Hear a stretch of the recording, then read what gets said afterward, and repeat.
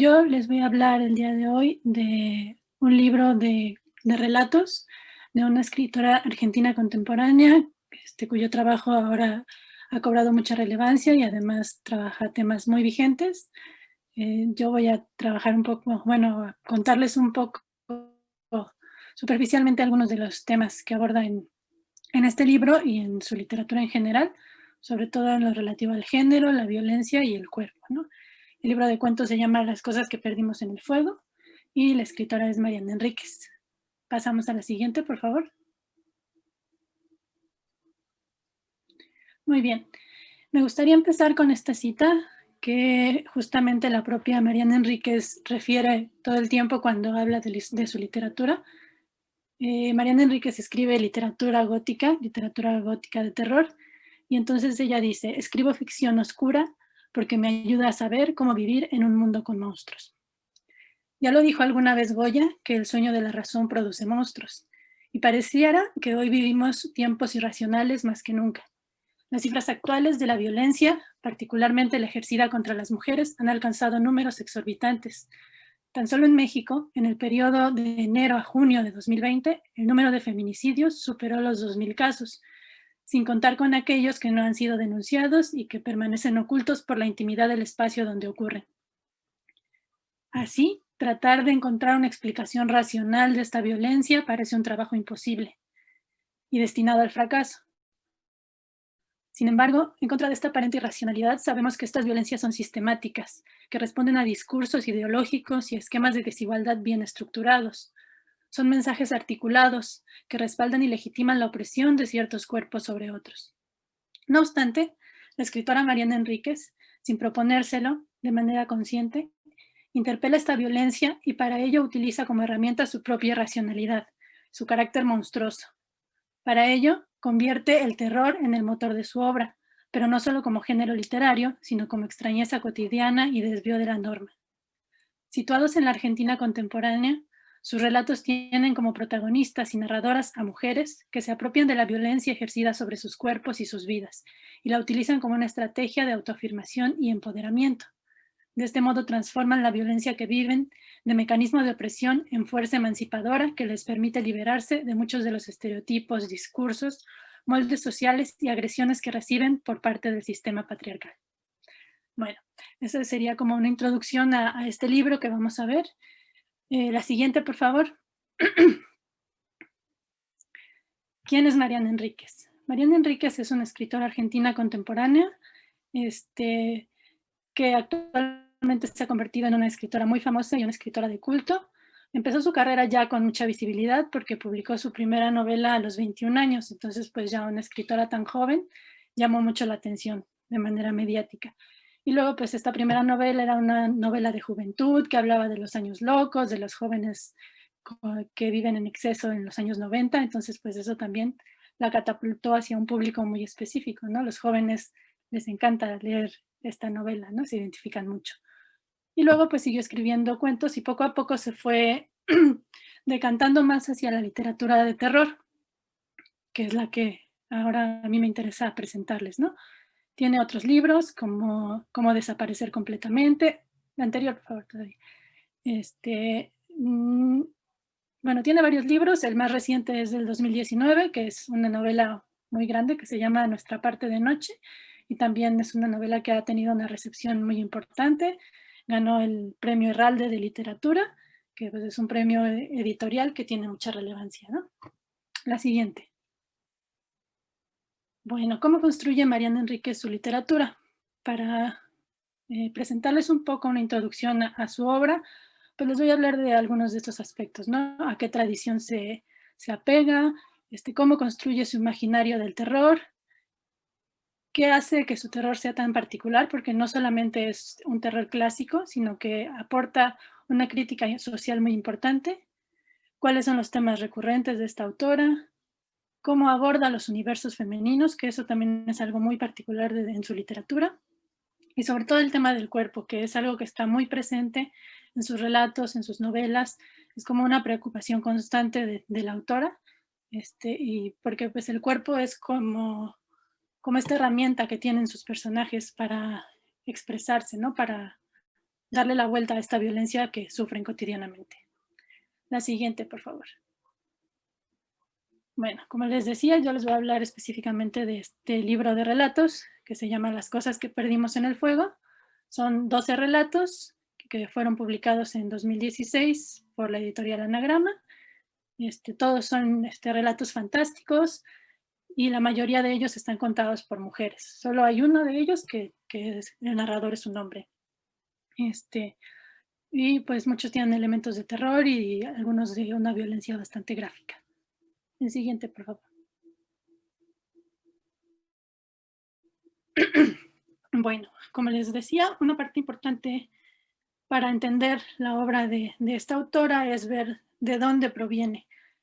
Ella afirma que le ha costado mucho encontrar una tradición a la cual apegarse porque dice que en Hispanoamérica no tenemos como tal una tradición de literatura de terror. Entonces ella lo que ha tenido que hacer es construir su propia genealogía. Yo creo que en general todos los escritores hacen esto, ¿no? Construir esa familia a la que pertenece su obra. Entonces estos son los elementos de los que ella alimenta su obra. El primero, pues, es la literatura fantástica hispanoamericana, en la que reconoce influencias de Cortázar, de Horacio Quiroga, de Silvina Ocampo, y que aparece, pues, en muchos de sus cuentos, ¿no? Están estos ambientes cotidianos en los que de repente irrumpe un elemento fantástico.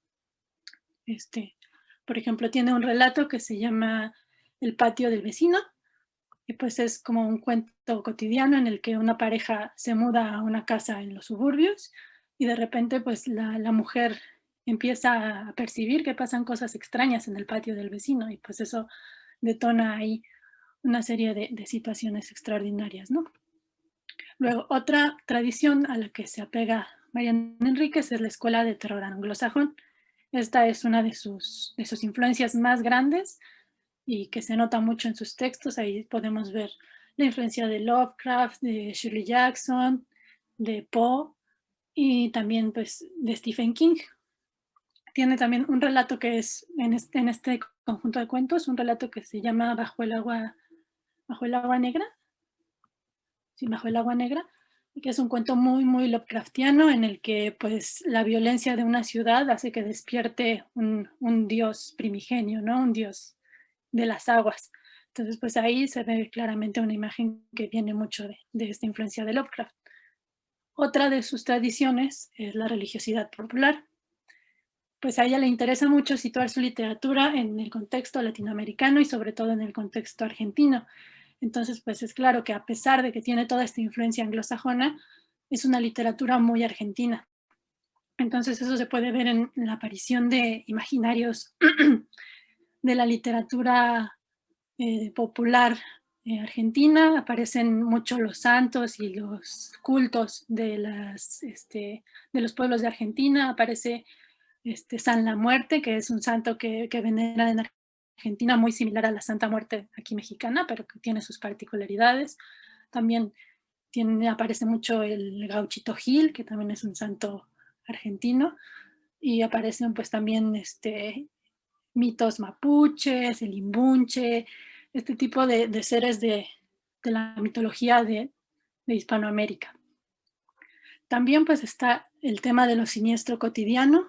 Siempre hay como de esta realidad de todos los días que nos encontramos, siempre hay como, siempre pone el ojo ella en las partes oscuras de esta realidad, en esos espacios en los que se puede generar algo siniestro, ¿no?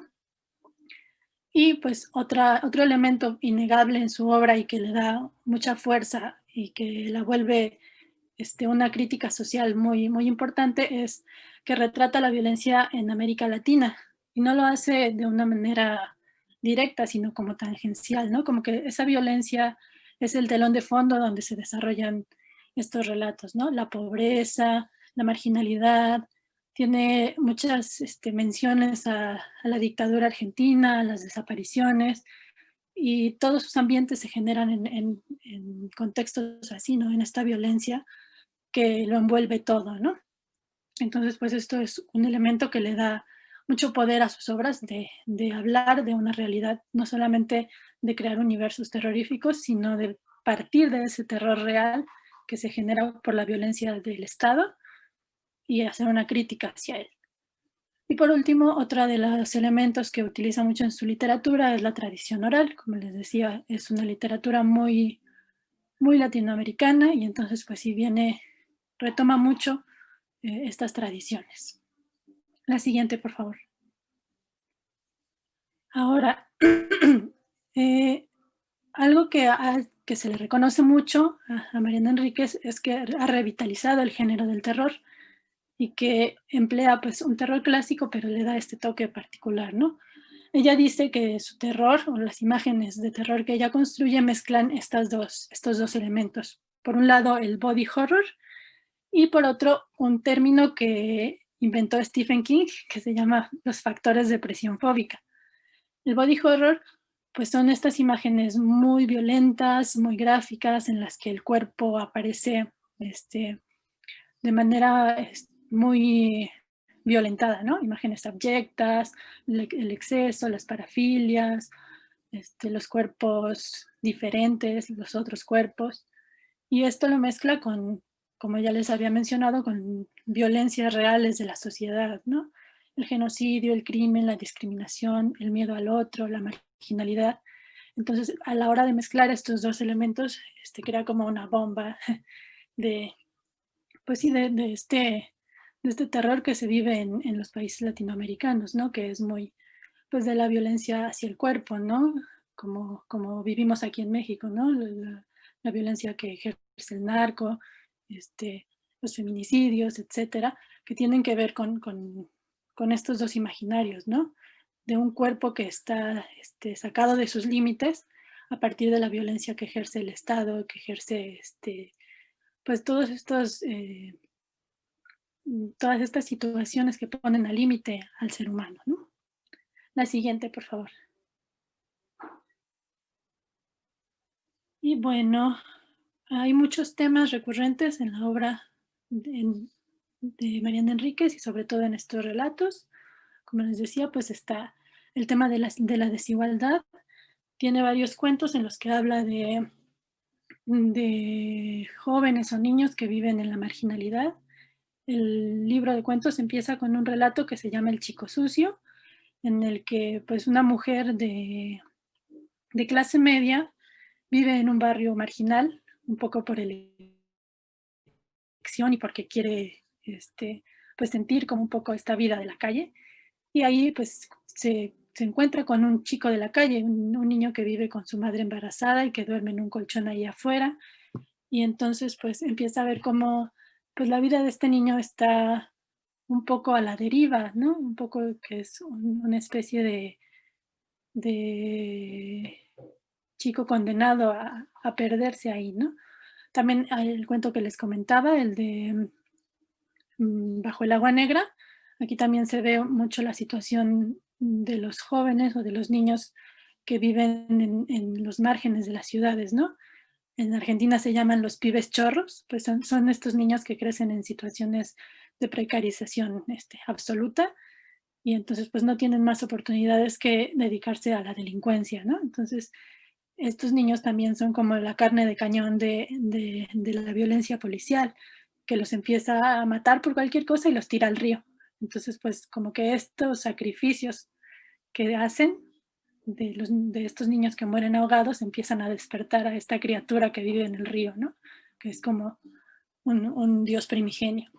Y así están estos relatos de la desigualdad, ¿no? Que engendra horrores. También está el tema de la desaparición forzada. Lo toca de manera tangencial, no tiene cuentos dedicados específicamente a eso, pero pues el tema de la desaparición está ahí presente en los relatos como telón de fondo, ¿no? Tiene un cuento que se llama La Hostería, en el que unas niñas visitan un pequeño hotel que en algún momento fue una casa de seguridad de la dictadura argentina, entonces pues está plagada de espíritus, ¿no? Entonces pues ahí también está ese tema. La brutalidad policíaca también es un tema que es muy recurrente en la literatura, como les comenté en este cuento de los policías que tiran a los niños al río. Está muy presente, ¿no? Esta idea de la violencia ejercida desde el poder. La violencia de género es un tema también muy, muy presente. Tiene cuentos en los que hay como diversos grados de esta violencia ejercida sobre las mujeres, que hablan desde, pues, la violencia social que hace que las mujeres dañen su propio cuerpo por tratar de cumplir con un ideal, la violencia psicológica de una pareja que, como vimos en la conferencia anterior, pues minimiza o desvaloriza la inteligencia de su pareja. También hay cuentos que hablan de, este, pues sí, de la violencia más claramente ejercida sobre la mujer, que es el feminicidio, sobre todo el relato que da nombre a este libro de cuentos. Trata el tema del feminicidio, ese quisiera tratarlo más profundamente un poquito más adelante, pero bueno, están todos estos elementos que hacen que la literatura de Mariana Enríquez sea muy vigente en esta época, ¿no? Porque aborda todos estos temas desde el terror. También están el cuerpo, el deseo, el miedo, la culpa, todos como preocupaciones que alimentan el universo femenino de sus narradoras y de sus personajes. La siguiente, por favor. Y bueno, otra cosa que me parece muy interesante de su literatura es que, pues a ella, evidentemente por todos estos temas que trata, por el enfoque que le da, porque sus narradoras y sus personajes son predominantemente femeninos, pues él le ha denominado una autora feminista. Sin embargo, ella no lo hace de una manera como una agenda política, ¿no? Ella lo hace más de una forma orgánica, ¿no? No le interesa asumirse como feminista. Y por otro lado, cuestiona esta idea de la literatura femenina, ¿no?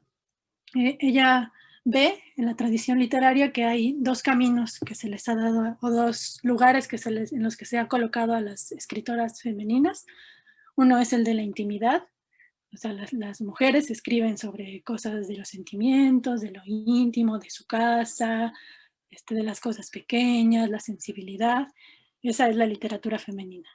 Y por otro lado está la otra literatura femenina en la que se dice que pues, son las que hablan del erotismo, del cuerpo desbordado, de los fluidos, que asumen su sexualidad de una manera libre, pero siempre como muy sensual. Y pues este otro lado también coloca a la mujer en el papel de un objeto que responde a los deseos de, de un sujeto masculino, ¿no? Entonces ella dice, creo que la mujer debe agarrar los géneros inapropiados, los grandes géneros. Es decir, no colocarse como soy una escritora femenina y entonces voy a escribir así o así, sino pues colocarse desde las posturas más incómodas, aspirar a hacer literatura por hacer literatura, no por hacer literatura femenina. Esta es la postura que ella toma y entonces pues sus personajes no son modelos femeninos a seguir. O sea, hay mujeres que son abiertamente que están locas, que desvarían, que son incoherentes, que tienen conflictos. Hay mujeres también inteligentes, mujeres fuertes, hay todo tipo de mujeres, ¿no? Y pues muchas de ellas que están confundidas, que están en la búsqueda, son personajes complejos, ¿no? Que no están buscando ese ideal ni del feminismo de ser el modelo a seguir, ¿no? Sino más bien de presentar un conflicto humano. La siguiente, por favor. Y bueno, ahora me gustaría hablar un poco del relato que da nombre al libro de cuentos. El relato se llama Las cosas que perdimos en el fuego y es un relato en el que, bueno, en el que yo veo que hay como punto central, la corporeidad transgredida. En Las cosas que perdimos en el fuego se aborda el tema de los feminicidios y de la alza de violencia de género que se ve reflejada en las estadísticas que vemos todos los días, ¿no? Sobre todo en esta situación de pandemia. El relato empieza hablando de una mujer que va en el subterráneo pidiendo dinero. Es una mujer que fue víctima de violencia, que fue quemada por su pareja, que le arrojó alcohol y la prendió viva, y pues logró sobrevivir. Entonces lo que ella hace es empezar a pedir dinero y a contar su historia, ¿no? Y a partir de eso empieza como la narradora, que se llama Silvina, empieza a contar cómo empiezan a desatarse primero varios casos de feminicidio que tienen como modus operandi ¿no? El quemar a las mujeres, que la pareja quema a las mujeres. Entonces queman a una modelo y nadie le cree. Son casos mediáticos que tienen mucho auge y nadie les cree, ¿no? La pareja siempre dice, es que ella se prendió sola y todo el mundo piensa que es cierto, ¿no? Entonces aquí hay una reminiscencia muy clara a pues, la quema de brujas, ¿no? Estas mujeres que mueren por la hoguera, sometidas por un sistema patriarcal. Y entonces lo que empiezan a hacer las mujeres es tomar esta violencia que sufren y realmente empezar a quemarse ellas, tirarse por sí mismas a las hogueras. Hartas de la- Maestra Alejandra, 2 minutos, por favor. Muy bien. Las mujeres de este cuento, hartas de la violencia que las perjudica, idean una venganza que las ayuda a liberarse de las restricciones de esta opresión patriarcal. Y pues esta venganza se vuelve igual o más violenta que la propia violencia que las inspiró, y es pues, empezar a quemarse a sí mismas. En una parte, pues crean como una especie de cofradía, una secta que nos remite mucho a esta idea de la bruja, y entonces una de las mujeres dice, las quemas las hacen los hombres, siempre nos quemaron, ahora nos quemamos nosotras, pero no nos vamos a morir, vamos a mostrar nuestras cicatrices. Entonces aquí el fuego se convierte en un elemento como reivindicador, como esa fuerza de la que renace otro tipo de mujer, ¿no? Una mujer que se autoinmola para transformar su cuerpo en algo distinto, ¿no? Se vuelven esta secta que se autodenomina las mujeres ardientes y pues lo que buscan es como un acto de libertad, ¿no? Cambiar, destruir esa belleza y dejar de ser esos cuerpos para el otro, para ser deseados por el otro, y entonces pues ya anulan este tipo de belleza para convertirse en otra cosa, ¿no? Ellas se asumen como monstruas, ¿no? Entonces también en una parte el relato dice que empiezan a salir, ¿no? Empiezan a salir a la calle después las que sobreviven a las quemas, empiezan a salir con sus nuevos rostros y empiezan a tomar colectivos, a comprar en el supermercado, a disfrutar de un café en las veredas de los bares, con las horribles caras iluminadas por el sol de la tarde, con los dedos, a veces sin alguna falange, sosteniendo la taza. Les darán trabajo cuando llegará el mundo ideal de hombres y monstruos. Entonces así, gracias a las hogueras, estas mujeres ardientes reclaman una nueva posibilidad de habitar su cuerpo, ¿no? Muy bien, la siguiente. Y ya como conclusión, pues en la narrativa de Mariana Enríquez, la violencia y el horror son presencias constantes. Los 12 relatos que constituyen su libro Las cosas que perdimos en el fuego mantienen y consolidan una serie de obsesiones y recursos recurrentes en su narrativa. En ellos se conjugan los tópicos y mecanismos del terror clásico con la tradición fantástica, hispanoamericana, la cultura popular y la tradición oral, pero sobre todo con la vida misma. Esta combinación de elementos convierte su literatura en un espacio crítico en el cual se visibilizan las dinámicas y violencias que afectan nuestra realidad actual.